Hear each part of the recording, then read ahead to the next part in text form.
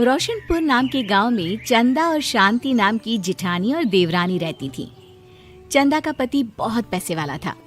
उनके पास किसी भी चीज की कोई कमी नहीं थी और उसके विपरीत शांति का पति बहुत ही गरीब और नशेड़ी था। शांति चंदा के घर में काम करके अपना घर चलाती थी। भाभी, घर पर खाने के लिए कुछ भी नहीं है। अगर आप थोड़ा खाना दे पाए तो बहुत मेहरबानी होगी। मुझे जो भी पैसे मिलते हैं वो तो आपके देवर नशे में उड़ा देते हैं। ये तुम लोगों का ना रोज रोज का ड्रामा हो गया है। अब देवर जी कमाते नहीं है तो मैं क्या करूं?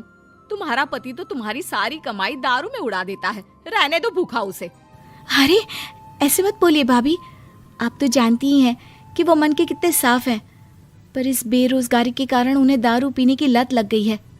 अरे अपना ये रोना गाना बाद में कर लेना, पहले काम निपटा ले घर का। मेरा और टाइम खराब ना कर। जा गेहूं पीस ले, फिर तुझे कपड़े भी धोने हैं। शांति रसोई घर में जाकर गेहूं पीसने लगती है।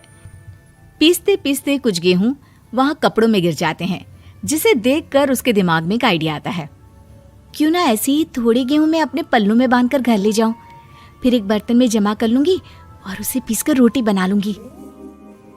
कुछ दिन तो ऐसे ही चलता रहा, मगर फिर एक दिन चंदा ने शांति को ऐसा करते हुए देख लिया।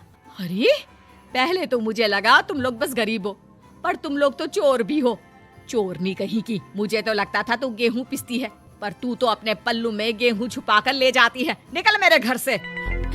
मुझे माफ कर दो भाभी, हमारे पास खाने के लिए एक दाना तक नहीं था, इसलिए मुझे ये सब करना पड़ा। अरे तुम लोग मेरे रिश्तेदार हो, इसीलिए दया कर कर तुझे मैंने अपने घर पे काम पर रख लिया, पर तू और तेरा पति हमारे खानदान का नाम मिट्टी में मिलाने पर उतारू हो चुके हैं।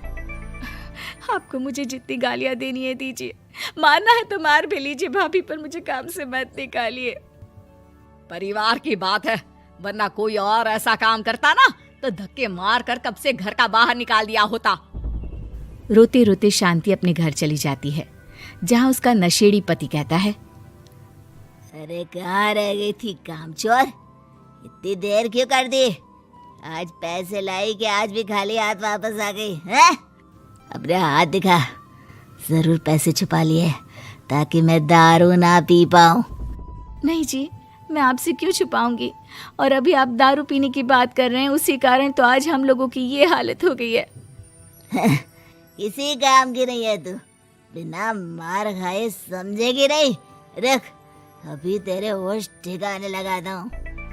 रामलाल शांति को बहुत मारता है। शांति का मन दुखी हो जाता है और वो गांव के तालाब के पास के एक पेड़ के नीचे बैठकर फूट फूट कर रोने लगती है। मैंने कभी किसी का बुरा नहीं किया, फिर भी भगवान मेरे साथ ऐसा क्यों कर रहा है? मैं तो रामलाल जी की फिक्र करती हूँ, फिर भी उन्होंने मुझे इतना मारा। तभी उसे एक आवाज सुनाई देती है, रोने की कोई जरूरत नहीं है बेटी, चिंता क्यों करती हो? ये आवाज कहाँ से आ रही है? शांति अपने आसपास देखती है, उसे कोई नहीं दिखता। वो ऊपर देखती है, जहाँ उसे एक छोटी सी परी दिखती है। आप कौन है? आप तो कोई परी लगती हैं। हाँ बेटी, मैं इसी पेड़ पर रहती हूँ। मैंने तुम्हारी सारी बात सुनी, अब तुम्हें फिक्र करने की कोई जरूरत नहीं। अपनी आंखें बंद करो। शांति आंखें बंद करती है और जादुई परी अपनी छड़ी घुमाती है। उसकी छड़ी घुमाते ही पेड़ के सारे पत्ते सुनहरे रंग के हो जाते हैं। परी उनमें से एक पत्ता तोड़ लेती है और फिर से अपनी छड़ी घुमाती है, जिसके कारण सारे पत्ते पहले की तरह साधारण से दिखने लगते हैं। आंखें खोलो बेटा। लो, इस पत्ते को ले जाकर अपने तकिए के नीचे रख देना। ये तो एक साधारण पत्ता है, इससे क्या होगा?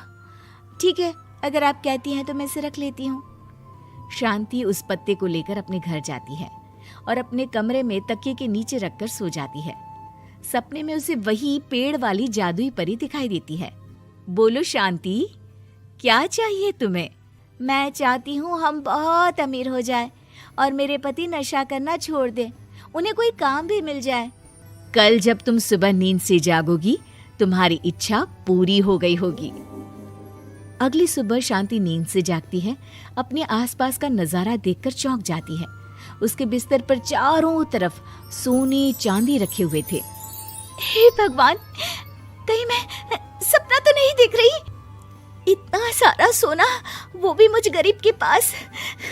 रामलाल जी को बताती हूँ, वो बहुत खुश होंगे। शांति जैसे ही कमरे के बाहर जाती है, वो देखती है कि रामलाल सूट बूट पहने काम के लिए बाहर जा रहा होता है। मुझे शहर में एक नौकरी मिल गई है शांति, मुझे आने में देर हो जाएगी, घर का ध्यान रखना। और इस तरह शांति बहुत अच्छा जीवन बिताने लगती है। उसके पास अब किसी भी चीज की कमी नहीं रह जाती। रातों रात शांति के पास आए इतने पैसों को देखकर उसकी जिठानी उससे पूछती है, अरे क्यों रे शांति, कहीं बड़ा हाथ मारा है क्या? अचानक तुम लोगों के पास इतना पैसा कैसे आ गया? नहीं नहीं भाभी, ये सब तो जादुई परी के दिए हुए पत्ते का कमाल है। शांति जादुई पत्ते के बारे में सारी बात चंदा को बताती है, जिसे सुनकर चंदा के मन में लालच आ जाता है और वो झूठ मूठ रोते हुए उसी पेड़ के नीचे जाती है जहाँ उसकी रोने की आवाज सुनकर जादुई परी कहती है, क्या हुआ बेटा, क्यों रो रही हो? मैं बहुत गरीब हूँ, मेरे पति मुझे बहुत मारते हैं, अब मैं जीना नहीं चाहती। चिंता मत करो बेटा, अपनी आंखें बंद करो। जादुई परी चंदा को भी उसी पेड़ का एक पत्ता देती है और तकिए के नीचे रखने को कहती है। चंदा उस पत्ते को लाकर अपने तकिए के नीचे रख लेती है और अगली सुबह जब उठती है तो उसके कमरे में चारों तरफ सांप बिच्छू रहते हैं। अरे बचाओ बचाओ, कोई मुझे बचाओ, ये कैसा पत्ता है जिसे लाने के बाद उस गरीब शांति के पास तो इतना सारा सोना आ गया और मेरे चारों तरफ ये सांप बिच्छू, अरे कोई बचाओ। चंदा अपनी जान बचाती हुई शांति के पास जाती है। चलिए भाभी, मुझे लगता है आपके घर में सांप बिच्छू को बस जादुई परी ही हटा सकती है। दोनों मिलकर जादुई परी के पास जाते हैं। ये सब तुम्हारे बुरे इरादों का नतीजा है चंदा। तुम झूठ मूठ बस पैसे के लालच के कारण यहाँ आकर रो रही थी, इसीलिए तुम्हें जादुई पत्ते ने उसकी सजा दी। अरे मुझे माफ कर दीजिए जादुई परी, मेरे मन में लालच आ गया था। अरे शांति, तुम भी मुझे माफ कर दो, मैंने तुम्हारे साथ बहुत गलत किया है, फिर भी तुम मेरी मदद के लिए आई। चंदा को अपनी गलती का एहसास हो जाता है, इसलिए जादुई परी उसके घर से सारे सांप बिच्छू को गायब कर देती है। चंदा और शांति आपस में मिलजुल कर रहने लगती हैं।